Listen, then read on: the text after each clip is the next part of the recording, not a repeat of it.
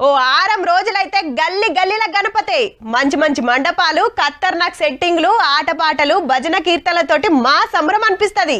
దేవుణ్ణి తీసుకొచ్చిన కాంచి నిమజ్జనం చేసేదాకా ఆ మురిపమే అలాగుంటదబ్బా. ఇక సిటీలా మస్తు విగ్రహాలు పెడతారు కానీ అందరు మాట్లాడుకునే 2 గణనాథుల కాడికి పోదాం పాండ్రి ఎట్లున్నారో.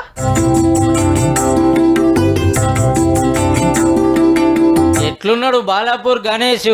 ముందే ఆర్డర్ ఇచ్చి ధూళిపేటలు తయారు చేపించిండ్రు. మంచి రోజు ఉందని తీసుకొచ్చిండ్రు.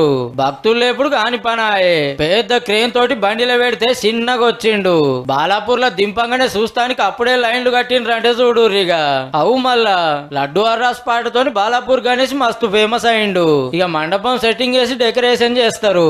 ఇప్పటికైతే గింతే. పండుగ నాడు మొత్తం చెప్పుకుందాం. అటు ఖైరతాబాద్ బడా గణపతి సుధా తయారైతుండుల్లో. వినాయక చవితి 6 రోజులే ఉన్నది కాబట్టి రంగులద్దుడు దగ్గర పడ్డది.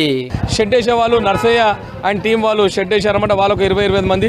దాని తర్వాత మీరు చూసినట్టయితే మచిలీపట్నం నుంచి నాగబాబు అనే టీం ఫ్యాబ్రికేషన్ వెల్డింగ్ వర్క్స్ చేశారన్నమాట. సిటీలో చాలా ఏరియాలో మంచి మంచి విగ్రహాలు రెడీ అవుతున్నాయి. కొందరు ఆల్రెడీ తీసుకుపోతూనే ఉన్నారు. చందాలు రాపిచ్చుడు జోరుగా నడుస్తూనే ఉన్నది.